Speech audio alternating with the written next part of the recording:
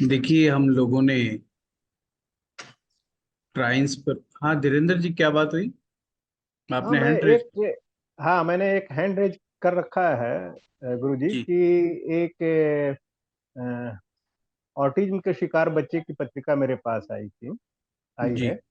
मैंने उसे जी। दो तीन, क्योंकि मैं रिसर्च ही ज़्यादा करता हूँ, वो सब जी। चार्ट देखता नहीं ज़्यादा। जी। तो उसमें ये है कि उसके नाइन्थ हाउस में, मैंने नवांश कुंडली की मैं बात कर रहा हूँ, नाइन्थ जी। हाउस में सूर्य है। और अभी उसकी गुरु की दशा में जन्म हुआ तो उस समय वो ऑटिज्म का शिकार हो गया है।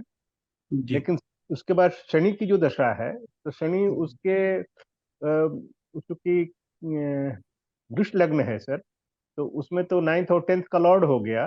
और D1 में वो सेवेंथ हाउस में बैठा है, तो ये तो युग कारक हो गया। नाइन्थ में भी वो उच्च का होकर सेकंड में बैठा है, और उसका लॉर्ड जो है शुक्र, वो सेवेंथ में उच्च का बैठा है। सूर्य का भी लॉर्ड सेवेंथ में उच्च का बैठा है। तो हमने कहा कि तुमको शनि की दशा में ऑटिज्म से मुक्ति मिल जानी चाहिए।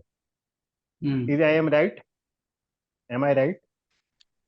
धीरेन्द्र जी, ये हम मेडिकल टर्म में चले जाएंगे और फिर जी मैं मेडिकल की खोल के बैठ जाऊंगा तो हमारा वो उद्देश्य आज की क्लास का पूरा नहीं हो पाएगा।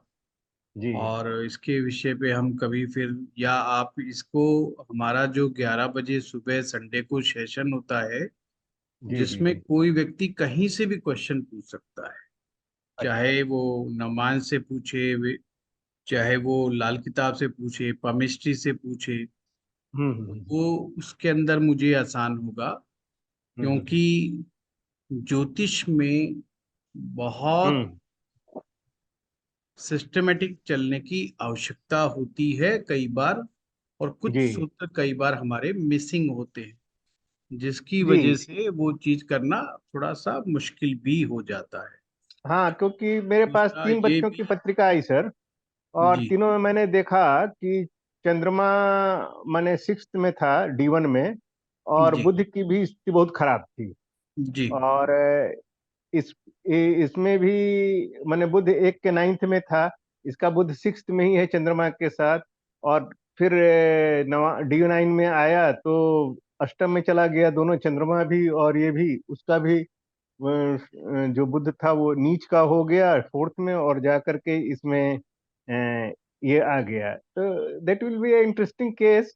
मैं इसी तरह के केसेस देखता हूँ, क्योंकि एक्चुअली मैं रिसर्च के लिए ही ज़्यादा करता हूँ। जॉब में भी पढ़ता रहा, तो एक्चुअली प्रैक्टिस करने की ज़रूरत थी नहीं, लेकिन क्योंकि मेरा इंटरेस्ट था तो मैं शुरू से पढ़ता रहा, और इसी तरह के मैंने प्रॉब्लमेटिक केसेस, खास करके मेडिकल केसेस लेता रहा, और उसमें काफ़ी सफल भी रहा। तो आपका जी। D9 मैंने, इसलिए हमने इस क्लास को ज्वाइन किया कि हमने कहा इसमें अच्छा, उसका चूंकि गुरु फोर्थ हाउस में है, तो हमने कहा भाई एजुकेशन तो ब्रेक नहीं होगा, क्योंकि आपकी उसके लेक्चर हमने सुन रखे थे लाल किताब के, तो उसमें तो वो उच्च का हो गया।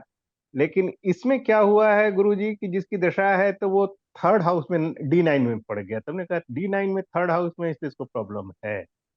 तो इसलिए उसको हमने कहा कि अभी तो जब गुरु की जुपिटर की दशा है तब तक तुमको दिक्कत रहेगी, उसके बाद अ, वो जब शनि की दशा आएगी तो वो अच्छा रहेगा। नहीं मैंने, धीरेन्द्र जी, मेरे ख्याल से आप प्रॉब्लम दूर होगी। आप प्रैक्टिस करते रहिए और रिसर्च कीजिए।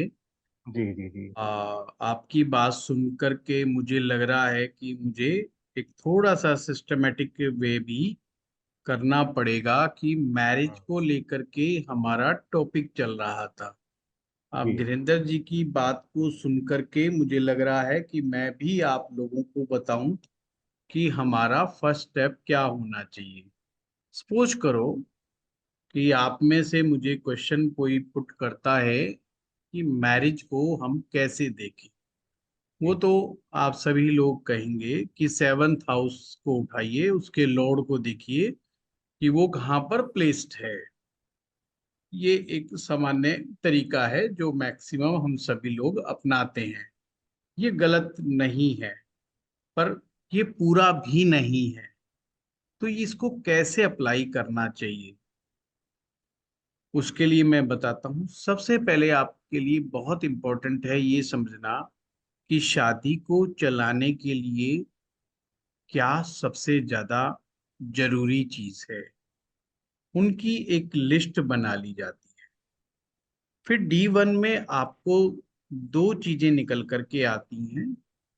एक होती है भाव की ताकत, कि भाव कितना बली है। और एक होती है ग्रह की ताकत। ग्रह की ताकत पर तो मैंने बड़ा जोर दिया है आपको इस क्लास में, कि ये चेक करो कि आपका जो प्लेनेट D1 चार्ट में बैठा हुआ है वो D9 में कहाँ पर प्लेस्ड है। पर जो हम ये प्लेसमेंट देख रहे हैं, ये ग्रह की ताकत के लिए देख रहे हैं। पर हम कहीं ना कहीं भी एक बहुत बड़ी चीज मिस कर रहे हैं, वो है भाव की ताकत। भाव की ताकत हमें कैसे परिणाम देगी और कैसे नवमांशा का उसमें उपयोग होता है, उसको भी सरलता से हमें समझना होगा। हमें ये चीज भी समझनी पड़ेगी, हमें भाव और कारक, फिर से बोल रहा हूं, भाव और कारक, ये दोनों चीजें मिलकर के हमें परिणाम देती। भाव से हमारे को ये पता चलता है इस हाउस से हमें कौन कौन सी ऐसी चीजें हैं जो प्राप्त होंगी हमें अपने जीवन में। पर ये तो एक बहुत बड़ा बात होगी कि हमें ये सब चीजें प्राप्त होंगी। फॉर एग्जाम्पल, आपकी कुंडली में जो पंचम भाव बताता है, वो मेरी कुंडली में भी पंचम भाव वही बातें बताता, सारी की सारी सभी बातें बताएगा। जैसे अंकुश के कुंडली में पंचम भाव में जो जो बातें आएंगी, वही मेरी कुंडली में भी पंचम भाव से वो बातें आएंगी। कुछ भी 1% भी ना प्लस होगा ना माइनस होगा। ये तो है भाव। पर क्या जो अंकुश को पंचम भाव के परिणाम प्राप्त होंगे, क्या वो मुझे भी प्राप्त होंगे? तो आप कहेंगे ऐसा कैसे हो सकता है साहब? हो सकता है अंकुश के 3 अफेयर हुए हों, आपका कोई भी अफेयर ना हुआ हो। शक्ल देख के बता दी भाई एक भी अफेयर नहीं हुआ होगा। समझ रहे हो बात को? तो हम कहेंगे ये बात अधूरी रह गई, क्योंकि हमने कारक को नहीं जोड़ा। हमने कारक का उपयोग भली बाती दाल है। आना चाहिए। जब तक हम किसी भी भाव के साथ कारक ग्रह का उपयोग बहुत सही तरीके से नहीं कर पाते हैं, तो हम अच्छे परिणाम भी नहीं निकाल पाते हैं। कारक का मतलब जो जो चीजों को अवेलेबल करा दे। जैसे प्रेम, मैं एग्जाम्पल प्रेम संबंध का दिया तो हम यहीं से चलते हैं, कि जैसे मान लो पंचम भाव का स्वामी अंकुश की कुंडली लेते हैं, जो कि फेक कुंडली बता रहा हूं मैं, क्योंकि अंकुश का मेष लगन नहीं है।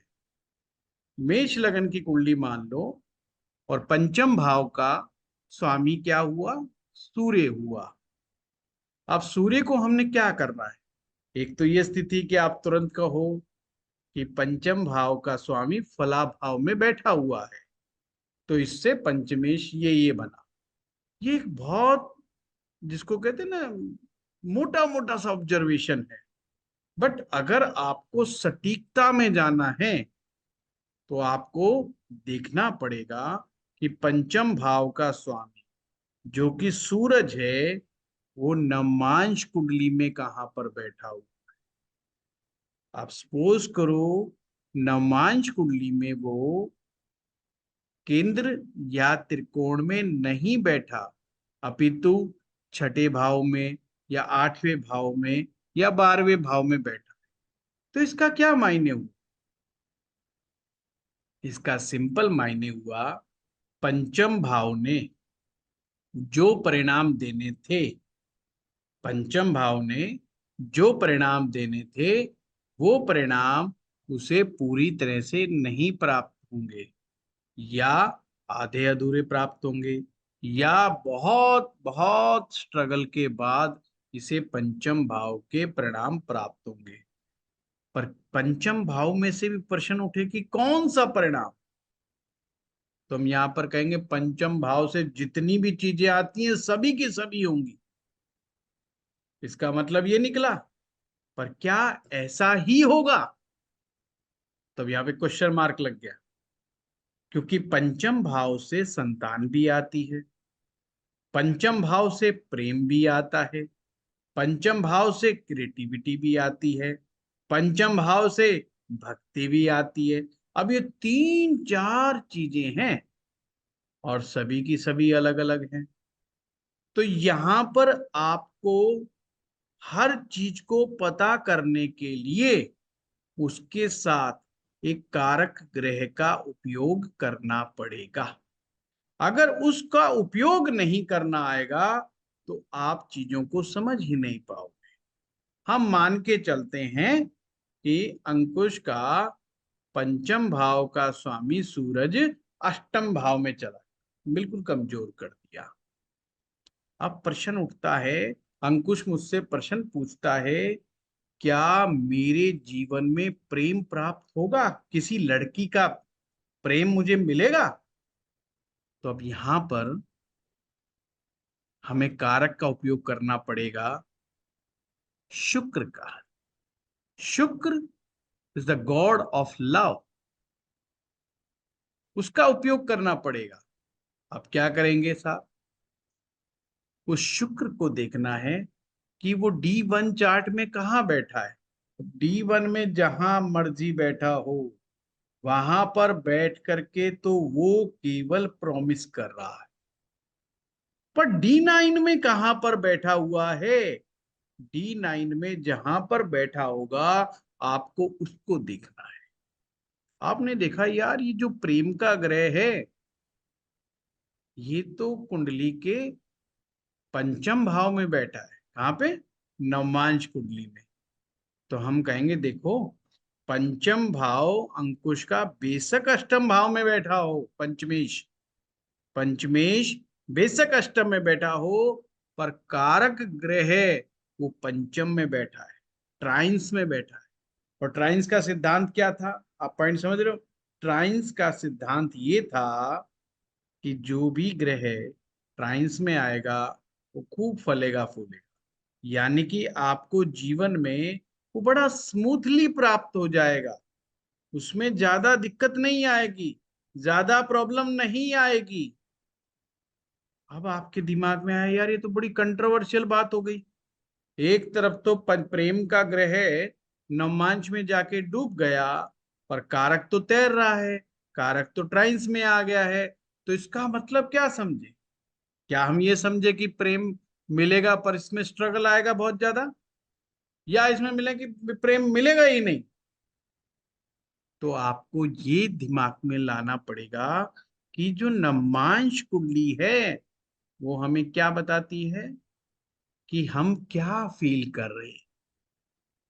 तो यहां पर आंसर आएगा, अंकुश को प्रेम मिलेगा, स्मूथली मिलेगा, परंतु अंकुश जैसा प्रेम को महसूस करना चाहता है, जिस लेवल पर महसूस करना चाहता है, जितनी ज्यादा मात्रा में चाहता है, उसको वो मात्रा, उचित मात्रा नहीं प्राप्त होगी।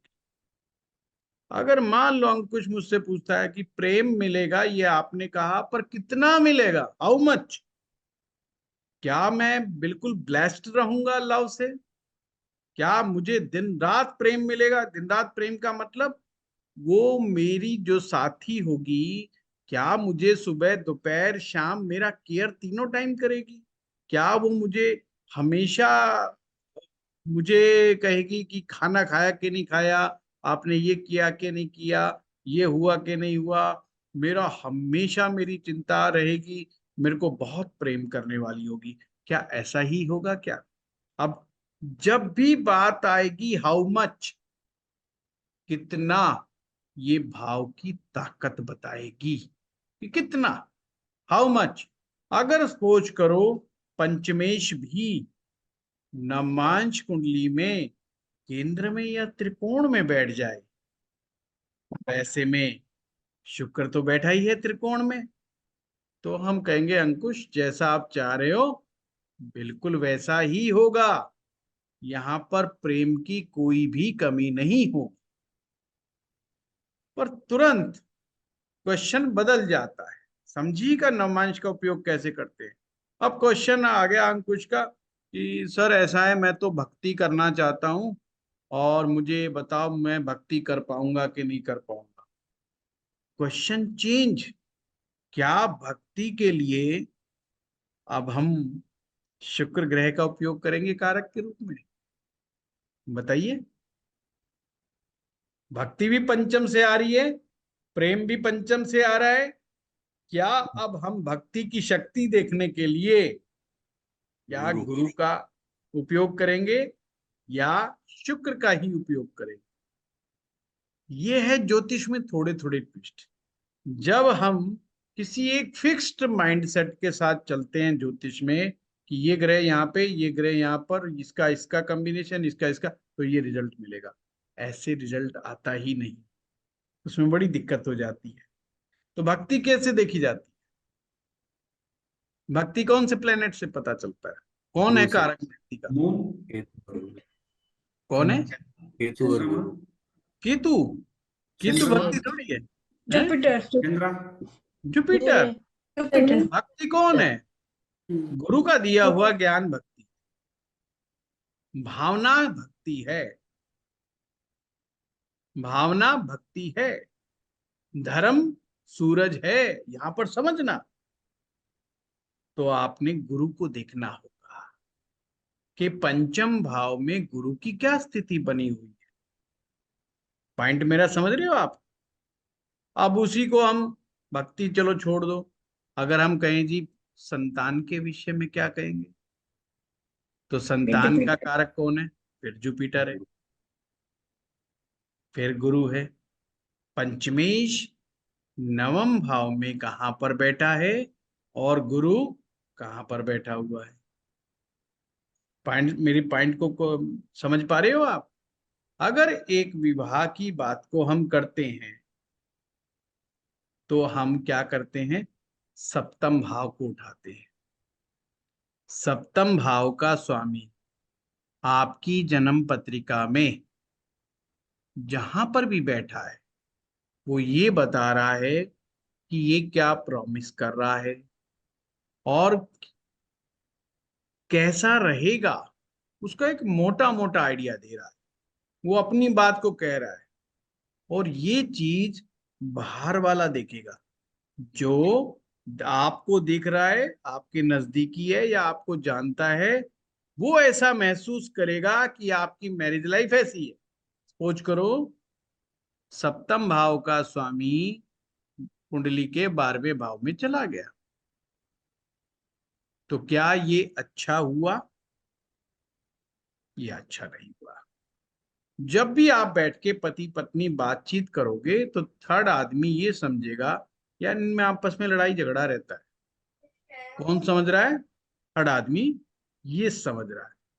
ये आपका वो पॉइंट है जो दिखाई दे रहा है किसको? दूसरे को। पर एक फैक्टर वो है कि आपको क्या महसूस हो रहा है। आप इसको लड़ाई मान रहे हो कि नहीं मान रहे हो? इसको झगड़ा मान रहे हो कि नहीं मान रहे हो? कि जब आप आपस में बात करते हो, कोई थर्ड पार्टी बैठी होती है, तो क्या कहते हो आप? यार मेरी तो वाइफ ने ना बार बार बेइज्जती कर देती है, यार ये भी नहीं देखती कि मेरा फ्रेंड बैठा हुआ है या कौन बैठा हुआ है। कोई ऐसे बात करते हैं, आप उसे कैसे समझते हो?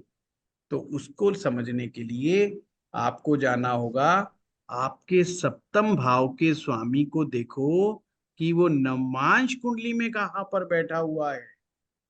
क्या वो ट्रायंगल में बैठा हुआ है, मीन्स ट्राइंस में बैठा है, या केंद्र में बैठा हुआ है, या फिर 6 8 12 में बैठा हुआ है? अब देखो इनमें बड़ा अंतर आएगा। अगर सप्तम भाव का स्वामी नवमांश कुंडली में 6 8 12 में बैठ गया, आपकी पत्नी कितना ही मीठा बोल ले, कितना ही अच्छा बोल ले, कोई ना कोई शब्द आपको ऐसा फील होगा, कोई ना कोई इसकी हरकत ऐसी फील होगी, आपको लगेगा यार ये तो बेइज्जती होगी। कोई मायने नहीं रखता, कोई मायने नहीं रखता कि आपस में दोनों के संबंध में वो एक दूसरे को कैसे बात करते, कोई मायने नहीं रखता।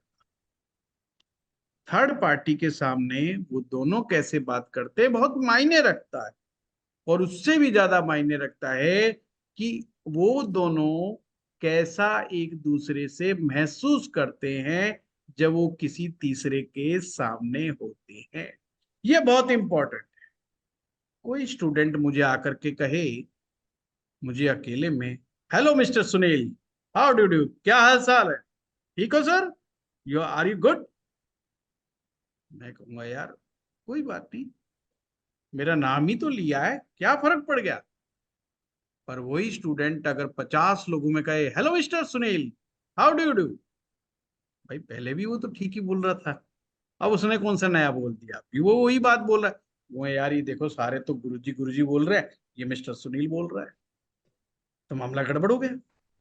पर ये गड़बड़ मैं कब महसूस करूं, मैं जब महसूस करूंगा जब मेरा उस भाव का स्वामी नमांश कुंडली में अच्छी जगह पर नहीं बैठा होगा, तो मैं महसूस करूंगा गड़बड़ हो गया।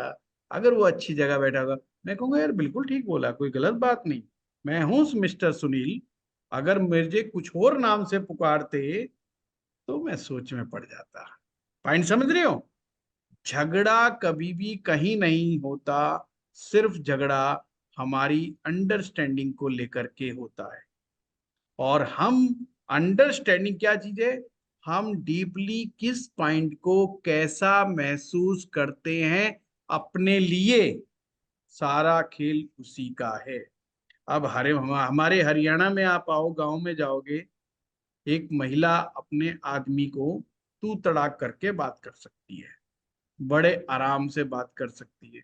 पर हमारे हरियाणा में भी अगर कोई और अच्छे घरों में जाएंगे आप, तो वहां पर पति का नाम ही नहीं लेंगे।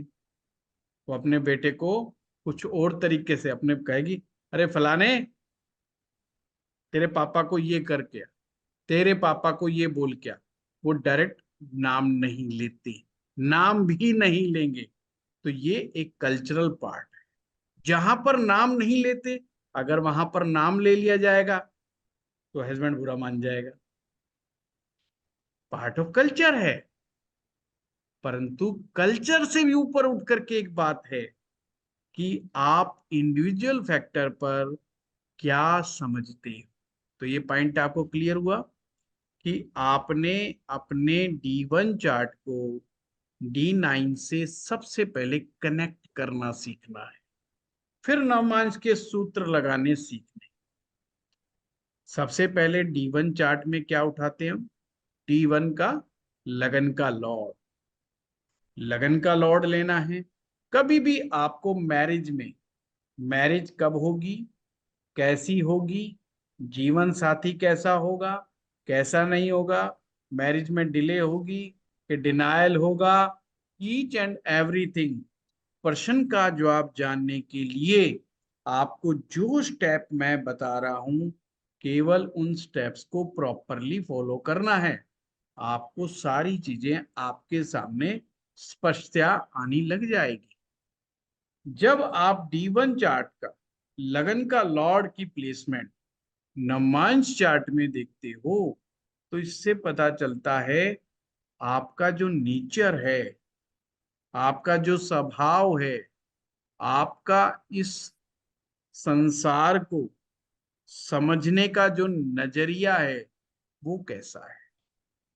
कहीं इसी में तो गड़बड़ नहीं, कहीं इस चीज में भी तो गड़बड़ नहीं है कि आप किस बात को गलत तरीके से ले जाते हो।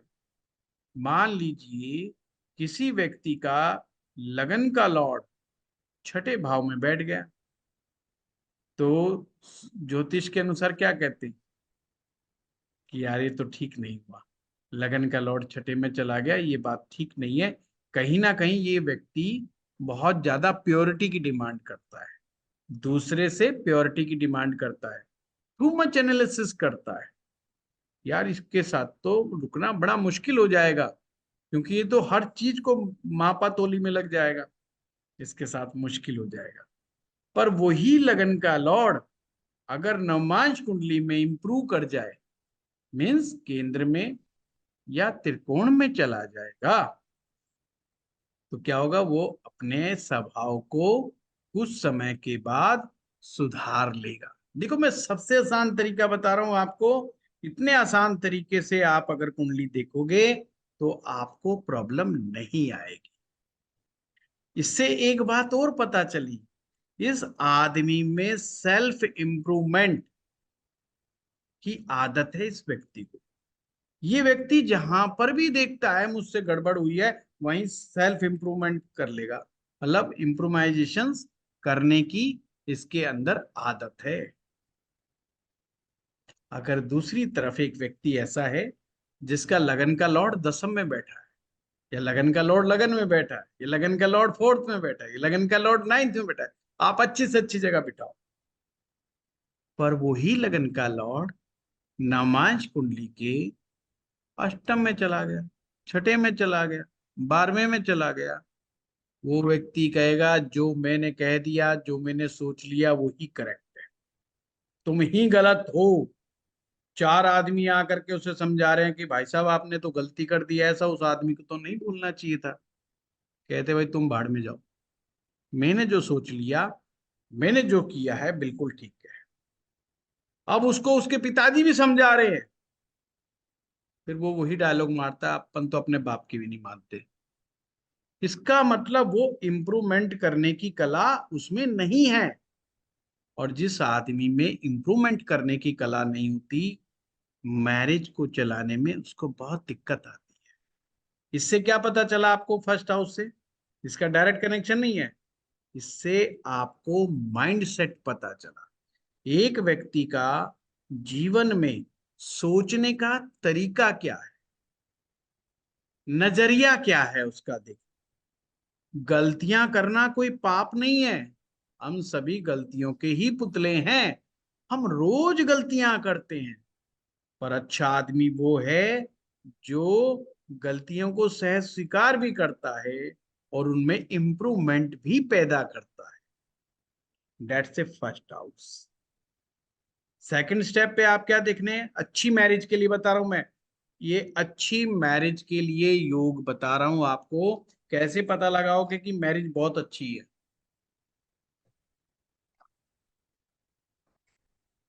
अगर लगन का लॉर्ड वेल प्लेस्ड है D9 चार्ट, पहला सूत्र। दूसरा, फिफ्थ हाउस का लॉर्ड D9 चार्ट में वेल प्लेस्ड है, इसका मतलब बंदा बहुत क्रिएटिव है, बड़ा आर्टिस्टिक है, एंटरटेनमेंट को लाइक करता है, एंजॉय को लाइक करता है, प्रेम करने की कला, ध्यान से समझना, प्रेम करने की कला पंचम भाव से ही पता लगती है।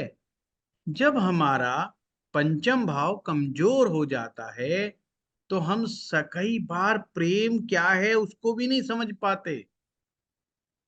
आर्ट ऑफ लव हमारे समझ से बाहर आ जाती है।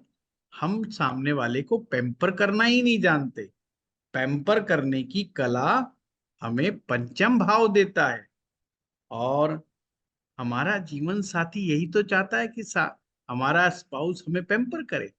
चाहे हस्बैंड चाहता है कि वाइफ मुझे पैम्पर करे, वाइफ चाहती है हस्बैंड मुझे पैम्पर करे, यही तो है पति पत्नी के बीच में। इट्स मीन फिफ्थ हाउस बहुत इंपॉर्टेंट रोल अदा करता है। अगर उसका Lord D9 chart well placed है, बहुत अच्छे मार्क हैं, यानी व्यक्ति को प्रेम करना भी आता है, केवल शादी नहीं करनी आती, प्रेम करना भी आता है। Third factor is the seventh house. Seventh house का लॉर्ड अगर नवमांश कुंडली में वेल प्लेस्ड होकर के बैठेगा, तो सेवंथ हाउस क्या बता रहा है? सेवंथ हाउस आपको सेवंथ प्रोमिसेस बता रहा है, सात वचन बता रहा है। क्या आप इस काबिल हैं कि सातों के सात वचन को आप बाइंड करके रख सकते हो बॉन्डिंग के साथ? अगर वो गड़बड़ है तो इसका मतलब कोई भरोसा नहीं, कब तक चलेंगे ये वचन, कब तक नहीं चलेंगे, कोई भरोसा नहीं। सेवंथ का लॉर्ड पार्टनरशिप की भावना को बताता है। पार्टनरशिप की भावना क्या होती है? आज वाइफ की तबीयत ठीक नहीं है, मुझे कुछ नहीं बोलना, मैं अपने आप ही काम करूंगा। अपने आप आया, उसने काम किया, वाइफ के लिए भी वो किया। उसको बोला चलो मैं आपको डॉक्टर के पास दिखा करके लाता हूँ, आपको दवाई दिलाता हूँ, आपकी सेवा करता हूँ, आपको वो करता हूँ, आपकी केयर करता हूँ। ये क्या भावना है? पार्टनरशिप की भावना है कि यार ये भी मेरे काम आती है, दिन रात मेरे लिए काम करती है, आज मैं इसके लिए काम करूंगा। और उसके लिए कभी भी नहीं बताया जा रहा कि देखो मैंने उस दिन आपके लिए काम किया था। ये है पार्टनरशिप की भावना।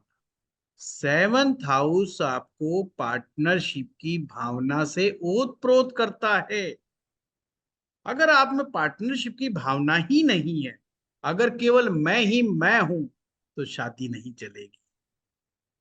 उसमें तो दो होते हैं ना शादी में, और अगर मैं ही मैं करोगे तो शादी ब्रेक हो जाएगी। एंड उससे भी बड़ा फैक्टर क्या है? वो है नाइन्थ हाउस।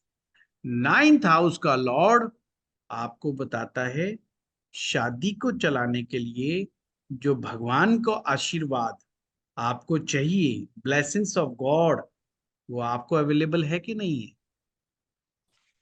वो देखिए, नाइन्थ का लॉर्ड D9 चार्ट में वेल प्लेस्ड है कि नहीं है?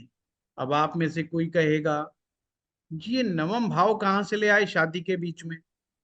अभी तक तो हमने पढ़ा ये भाग्य है, ये प्रमोशन है, ये पिता है, ये बॉस है, ये कैरियर है। आज आप कह रहे हो ये तो शादी का आशीर्वाद है।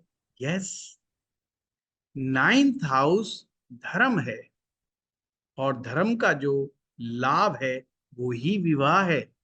अगर आप नाइन्थ हाउस को गिनना शुरू करें सेवंथ हाउस तक, तो नंबर 11 आता है। यानी कि धर्म का लाभ विवाह होता है। और सेवंथ हाउस को पंचम तक गिनेंगे तो भी 11th आता है। यानी कि विवाह का जो फल है, विवाह का जो लाभ है, वो संतान होता है ना? कितना प्यारा सूत्र। तो इसी तरह नाइन्थ हाउस के लॉर्ड को देखो कि इसकी प्लेसमेंट कैसी है, कैसी नहीं। अगर ये अच्छी है तो आपकी मैरिज लाइफ में कितने मर्जी उतार चढ़ाव आ जाएं, आपसी रिलेशनशिप को लेकर के कितनी टकराहट पैदा हो जाए, बेशक ये परमात्मा का आशीर्वाद कभी टूटने नहीं देता दोनों को, दोनों में ब्रेक नहीं लेकर के आता। ये हमेशा ध्यान रखिएगा। जब भी हम इन चार बिंदुओं पर विशेष करके ध्यान देते हैं, तो उनके कारकों का इस्तेमाल करना बिल्कुल भी ना भूलें। अगर पहले भाव को देख रहे हैं तो सूरज को देखना ना भूलें नवमांश कुंडली में। अगर पंचम को देख रहे हैं तो गुरु को देखना ना भूलें आप नवमांश कुंडली में। अगर आप सप्तम को देख रहे हैं तो शुक्र को देखना ना भूलें। नवम को देख रहे हैं तो फिर गुरु को देखना ना भूलें। इस प्रकार से भाव के स्वामी के साथ कारक का भी उपयोग बेहतरीन तरीके से आप स्टेप बाय स्टेप करते चले जाएं, आप एक एक चीज को समझने लग जाएंगे कि ये चीज कैसे काम करती है, कैसे नहीं काम करती। अब इन चार चीजों में एक व्यक्ति कहता है कि देखो ऐसा है, ये तो आपने बड़ी बड़ी सभ्य बातें कर दी, बड़ी आध्यात्मिक टाइप बात कर दी, पर मैरिज में तो फिजिकल रिलेशनशिप बहुत इंपॉर्टेंट रोल अदा करते हैं, आपने उनके बारे में कोई बात ही नहीं कही है। और पूरा विज्ञान कहता है, पूरा मनोविज्ञान कहता है कि बिना फिजिकल रिलेशनशिप के मैरिज को बहुत अच्छे ढंग से सरवाइव करना मुश्किल है। हमें कैसे पता चलेगा कि ये हमें संबंध कैसे मिलेंगे? तुरंत आप आइए अपने 12वें भाव के स्वामी। 12वें भाव का स्वामी अगर D9 चार्ट में अगर वेल प्लेस्ड नहीं होगा, तो कहीं ना कहीं उन दोनों के फिजिकल रिलेशन में प्रॉब्लम आएगी ही आएगी। अगर वो वेल प्लेस्ड है तो ये चीज बहुत अच्छे से जाए। कभी कभी ऐसा भी होता है, दो लोगों के विचार बिल्कुल नहीं मिलते, अच्छी तरह से नहीं मिलते, पर जब फिजिकल रिलेशन की बात आती है तो दोनों एक दूसरे से बहुत ज्यादा सेटिस्फेक्शन महसूस करते हैं और मैरिज चलती रहती है। तो ये है 12वें भाव की ताकत। 12वां भाव किस तरीके से असर करता है, इससे ये भी पता चलता है ऐसा तो नहीं कहीं पुरुष या स्त्री किसी रोग का शिकार हो जाए, किसी हेल्थ इश्यूज की वजह से, लंबे हेल्थ इश्यूज की वजह से पति पत्नी के बीच में अच्छे फिजिकल रिलेशन नहीं है, ये भी हमें पता चलता है। तो ये सारा फार्मूला जो ड्राइव होगा ये D1 चार्ट से ही होगा। और सीधा हम नवमांश कुंडली पर चले जाएं। बाकी तो मैंने विवाह के बारे में, नवमांश कुंडली में काफी ज्यादा आपको बताया ही बताया है। और पिछली क्लास में बड़ा प्यारा सूत्र बताया था, अगर आपको अपने जीवन साथी के स्वभाव को पता करना है, और ये उत्सुकता खास करके उन लोगों में होती है जिनका अभी विवाह नहीं हुआ, लड़के या लड़की, अविवाहित लड़के या लड़कियों में अक्सर ये प्रश्न होता है कि आचार्य जी मेरा होने वाला जीवन साथी कैसा होगा। तो मैंने टेक्निक बताई, D9 चार्ट का जो 7th हाउस है उसी को फर्स्ट हाउस बना लीजिए, उसको फर्स्ट हाउस बनाएं और वो जो कुंडली बनेगी वो आपके जीवन साथी के रूप को ही पर स्पष्ट करेगी। और वहीं से आप ईच एंड एवरीथिंग के बारे में वहां से पता लगा सकते हैं। है ना कितनी आसान टेक्निक। किसी को इसमें कोई दिक्कत है? कोई दिक्कत नहीं। दूसरा, मैंने मैरिजेस के बारे में भी बताया, 2 मैरिज, 3 मैरिज, 4 मैरिज के बारे में, कि पहली मैरिज कैसे देखते हैं। पहली मैरिज अगर आपको, सीधा मैं नवमांश चार्ट से बता रहा हूं, पहली मैरिज कैसी है, कैसी रहेगी, कैसी चलेगी, ये नवमांश के 7th भाव से पता चलता है।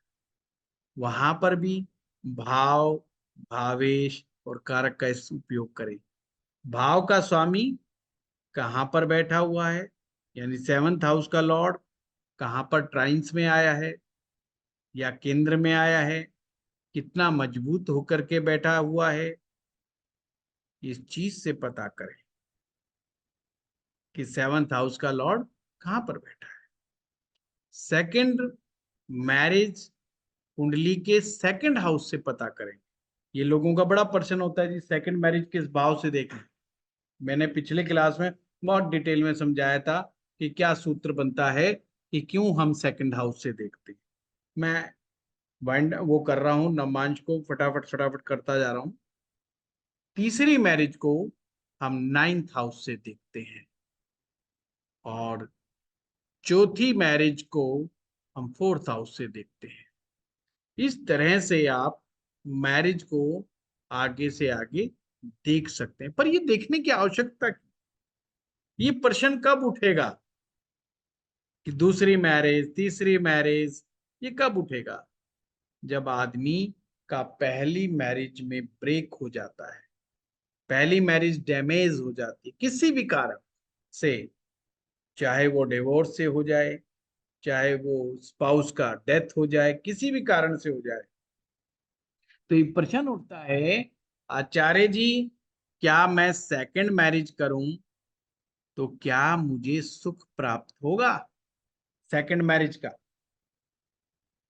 तो आपको अब 2nd हाउस को लगन का लॉर्ड बना, देखो बड़ा अच्छा टेक्निक है। नवमांश कुंडली के 2nd हाउस को लगन का लॉर्ड बना और मैरिज कैसी चलेगी बिल्कुल वैसे के वैसे बता दो, वहीं से पता चल जाएगा। और इसमें सबसे इंपॉर्टेंट रोल कौन अदा करेगा? कारक ग्रह शुक्र। अगर नवमांश कुंडली में शुक्र पिट गया, शुक्र कमजोर हो गया और 2nd हाउस भी गड़बड़ है, तो आपका ये 2nd मैरिज भी खराब होगी। फिर वो क्वेश्चन पूछेगा, अच्छा सेकंड खराब होगी तो फिर थर्ड करें, तो थर्ड में क्या रहेगा? अगर शुक्र खराब है तो उन्हें बताएं, थर्ड करें चाहे फोर्थ करें चाहे फिफ्थ करें, भाई मैरिज में गड़बड़ है। तो यहीं रुकना है, यहीं रुक जाओ, आगे मत दौड़ लगाओ। ये होती है कारक ग्रह की ताकत। क्या बना सूत्र? अगर कारक ग्रह गड़बड़ है नवमांश कुंडली में, तो मैरिज दो हो चाहे तीन हो चाहे चार हो। अब समझदार पुरुष या समझदार स्त्री क्या करती है? वो कहती है एक ही ठीक है, हमने कहीं ब्रेक लेना ही नहीं, हमने डिवोर्स लेना ही नहीं। इस आदमी ने भी परेशान करना है, दूसरे ने भी परेशान करना है, तो यही ठीक है, इसी को चल ले। ये है शुक्र की पावर। इसीलिए मैंने आपको क्लास में बताया था, नवमांश कुंडली में दो ग्रह कारक हो, D9 चार्ट के दो ग्रह कारक हो, एक शुक्र और एक गुरु। अच्छा, किसी की 1 मिनट में ही देखनी है आपने कि इस आदमी की मैरिज का हाल क्या है, मैरिज में कैसा सुख मिल रहा है। और कुछ मत देखो, सारी चीज भूल जाओ। सप्तमेश कहाँ बैठा है, पंचमेश कहाँ बैठा है, छोड़ो। सिर्फ only and only one planet Venus को उठा के देखो, नवमांश में कहाँ बैठा है। अगर वो वेल प्लेस्ड है, अगर वो एग्जॉल्टेड है, अगर वो अपने खुद के साइन में है, केंद्र में है, त्रिकोण में है, ही इज एंजॉइंग, उसको दिक्कत नहीं आ रही। मैरिज एक हो रही है, दो हो रही है, उसको कोई दिक्कत नहीं। उसको पहली मैरिज में भी दिक्कत नहीं थी, सेकंड मैरिज हो गई तो सेकंड में भी उसको पूरा पूरा सुख मिल रहा है, थर्ड हो रही है तो थर्ड में भी पूरा पूरा सुख मिल रहा है, और अगर एक ही चल रही है तो उसको उसमें भी सुख मिल रहा है। देखो कमाल की बात। तो मैरिज कौन खराब करवा रहा है? भाव के स्वामी मैरिज खराब करवा रहे हैं। वो ब्रेक ला सकते हैं, पर शुक्र क्या है? ओवरऑल मैरिज के सुख को रिप्रेजेंट करता है। फिर से बताऊंगा, ओवरऑल मैरिज में कितना सुख मिलेगा, ये शुक्र ग्रह ही बताएगा। सपोज करो किसी व्यक्ति का शादी हुई, देखो मैं अलग अलग सूत्र बता रहा हूं।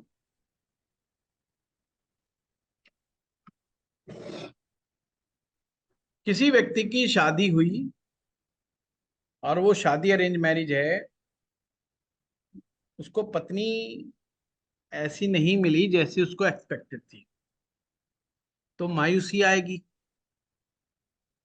परेशानी आएगी, कुछ दिनों तक भिन भिनाता हुआ घूमता रहेगा, यार ये तो मामला गड़बड़ हो गया, शादी ठीक नहीं हुई। सपोज करो उसका शुक्र लाभ भाव में बैठा है, कुंडली के नवमांश कुंडली में। शादी के कुछ समय के बाद वो ये महसूस करने लगेगा, यार लड़की तुझे पसंद है या नहीं पसंद है, पर इसके आने से तेरा एक तो भाग्य खुल गया, ऊपर से तू नौकरी में तरक्की करता जा रहा है, ऊपर से तेरा घर जो है बहुत अच्छे से चल रहा है, यार ये सेवा बहुत अच्छी करती है, यार ये तेरा ना ख्याल बड़ा अच्छा रख रही है। तो थोड़े समय में उसको कहेंगे शादी के बाद प्यार हो गया, और एक समय ऐसा आ जाएगा, वो आदमी उस महिला के बगैर एक पॉइंट भी उसके बिना इजाजत के दाएं से बाएं नहीं करेगा, हर चीज उससे पूछ पूछ के करने लग जाएगा। ये होती है पावर वीनस की, यानी कि पावर कारक की। कारक किसी भी कारक ग्रह का जब आप नवमांश कुंडली में देखते हैं, या आप ऐसे कह सकते हैं, ग्रह को जब एज ए कारक आप नवमांश कुंडली के अंदर देखते हैं और वो उसकी स्थिति स्ट्रांग पाती है, तो ध्यान रखना, वो चीज उसको जीवन में सुख जरूर देती है, उसको उसका सुख जरूर मिलेगा। हाँ जगदीश जी कुछ कह रहे हैं आप? हाँ सर, आपने बताया कि सेकंड मैरिज के लिए सेकंड हाउस को लग्न बनाया, सर थर्ड के लिए आपने बोला नाइन्थ हाउस को बनाने का, जी जी बराबर। बिल्कुल बिल्कुल। और और वैसे जगदीश जी बनाने की आवश्यकता भी नहीं है देखा जाए तो, अगर आप उसको दिमाग में फ्रेम कर सकें तो। पर अभी बराबर। प्रैक्टिस नहीं है, न्यू स्टूडेंट्स के लिए हम कहते हैं बना लो, ताकि उस भाव के रेफरेंस में कौन कहाँ पर बैठा हुआ है, ये हमें पता लग जाए। बराबर है। अच्छा क्योंकि एक सूत्र ज्योतिष में क्या है कि हम ग्रह से भी देखते हैं कि कौन सी चीज हमें कैसे सुख देगी। जैसे अगर आपने नवमांश कुंडली के में ये देखना है कि मेरे शुक्र ग्रह से सप्तम भाव में कौन ग्रह बैठा हुआ, मेरे शुक्र ग्रह से सप्तम में कौन बैठा है, शुक्र से पंचम में कौन बैठा है, शुक्र से नवम में कौन बैठा है, मेरे शुक्र से शनि किस स्थान पर बैठा है, मेरे शुक्र से सूरज किस स्थान पर बैठा हुआ है, ऐसे भी आप देख सकते हैं। यानी कि मेरे मैरिज को अन्य प्लेनेट से क्या साथ मिल रहा है, क्या मैं जब शादी करूंगा गुरु की स्थिति क्या हो, यानी मेरे ज्ञान में क्या बढ़ोतरी होगी, मेरी वेल्थ में क्या बढ़ोतरी होगी। ये बात कैसे पता चलेगी, शुक्र से देखो गुरु किस कहां पर बैठा हुआ है। अगर वो उसकी प्लेसमेंट शुक्र के रेफरेंस में अच्छी नहीं है तो आफ्टर मैरिज गुरु से रिलेटेड दिक्कतें आएंगी। ये बड़ा प्यारा सूत्र है। शनि कैसे बैठा हुआ है, Shani means metallism. After the marriage metallism मेरा लाइफ में बढ़ेगा घटेगा, मेटलिस्टिक चीजें मतलब मेटलिस्टिक चीजें मेरे जीवन में घटेंगी कि बढ़ेंगी, जैसे जमीन मकान वाहन लग्जरी, ये चीजें मेरे जीवन में कैसी रहेंगी। तो शनि कैसे बैठा हुआ है, क्या उसके ट्राइन्स में बैठा हुआ है वीनस के, वीनस के ट्राइन्स में कौन कौन शुभ ग्रह बैठे हुए हैं, उससे पता चलेगा ये शुक्र यानी कि शादी के बाद, शादी कह लो या रिलेशनशिप के बाद, या रिलेशनशिप के बाद मेरे जीवन में क्या परिवर्तन आने वाला है। दैट्स इट, ये भी आप पता लगा सकते हो। नमांश कुंडली में जितनी गहराई में आप जाना चाहो जा सकते हो। ये एंडलेस टॉपिक है, एंडलेस। D9 में एट्थ में मेलेफिक पाप ग्रह है और सेकंड में भी कोई ग्रह है, तो आप कैसे किसी की कुंडली देख के बता सकते हैं कि तो भी आपका अगर, सेकंड मैरिज हुआ है या? नहीं नहीं, सेकंड हुआ या नहीं हुआ ये हो बता सकते हैं सिर्फ इस आधार पर कि पहली मैरिज में अगर आपको डेंट दिखाई दे रहा है, पहली मैरिज आपको अगर अच्छी चलती हुई नहीं दिखाई दे रही है, तो आप कह सकते हैं कि क्या ये दूसरी मैरिज है। क्योंकि वो दूसरी मैरिज अगर करेगा तो उसका क्या होगा ये आप प्रिडिक्ट कर सकते हो। अगर सेकंड मैरिज सेकंड हाउस से आ रही है और उस नवमांश कुंडली के 8th हाउस में कोई पाप ग्रह बैठा हुआ है, आप कह सकते हो, और पाप ग्रह भी सेपरेटिव ग्रह, आप कह सकते हो सेकंड मैरिज में भी चैलेंज आएगा, वो चीज भी अच्छी नहीं रहेगी। पर उसकी जगह अगर वहां पे कोई शुभ ग्रह बैठा हुआ है या नहीं बैठा हुआ, या सेकंड का लॉर्ड वेल प्लेस्ड हो गया, तो आप कह सकते हो सेकंड मैरिज में आपके जीवन में स्टेबिलिटी रहेगी। इस तरह से। थैंक यू गुरु। श्रीवस्ता साहब। Namaste, Guruji. Venus, the Karaka for marriage, in DN, if it is there in 11th house, in your PPT, you mention as punishment. That means it is not good for the native. Venus, if it is there in 11th house in Navamsha. देखिए, वो punishment किसी और reference में समझाया गया है, उसका वो चीज वो अलग पॉइंट ऑफ व्यू से समझाया गया है। बट यहाँ पर मैंने एक एग्जाम्पल दिया है कि अगर वो ग्रह लाभ स्थान में आ गया तो कुछ चीजों को लाभ में कन्वर्ट कर देगा। पर 11th हाउस का जो लॉर्ड हो, 11th हाउस को पाप ग्रह माना जाता है क्योंकि वो छठे से छठा है। यानी आपने देखा होगा उसमें लिखा होगा 6th house is a pen, और कष्ट या विकृति ये लिखा होगा ना। correct, अगर आप सिक्स correct, से सिक्स को काउंट करते हो तो एक सूत्र right, होता है भवत भावम। भवत भावम का मतलब भाव से भाव की स्थिति, यानी कि ग्रह या भाव वहीं की वहीं उसी जगह पर अपना असर नहीं दिखाते, बल्कि भाव से भाव की स्थिति पर पहुंचने पर अपना रिजल्ट दिखाते हैं। जैसे ये मान्यता है कि हम वैसे सामान्य तौर पे कहते हैं कि छठे भाव का स्वामी वहां बैठ गया तो ये रिजल्ट आएगा, वो आएगा। पर एक्चुअल फैक्ट क्या है, छठे का फल देने की ताकत 11वें के पास है। छठे का फ्रूट्स 11वां देगा, चौथे का फ्रूट्स 7th देगा। right. पॉइंट समझ रहे हो? Mhm. चौथे का फ्रूट्स कहां पर मिलेगा? 7th में। फोर्थ का क्या फ्रूट है? चौथे का क्या फल है? मानसिक शांति। ऐसे समझो, मानसिक शांति ये चौथे का रिजल्ट है। यानी हम उससे ये उम्मीद करते हैं। कहां पर मिलेगा? 7th में जाकर के मिलेगा। 7th क्या है? मानसिक शांति कब होगी? जब रोज की कमाई अच्छी हो, जीवन साथी अच्छा हो, you will get mental peace. आपकी कमाई दुनिया भर की है, जीवन साथी आपको बिल्कुल बेइज्जती पे बेइज्जती करता है आपकी दिन रात, तो आपकी तो हालत ही खराब हो जाएगी। आप कहोगे क्या मेंटल पीस मिलेगी? नहीं मिलेगी मेंटल पीस। यानी वो चीज को खराब कर देगा, नष्ट कर देगा, अगर वो अच्छा नहीं बना हुआ। तो ऐसे ही छठे का छठा है।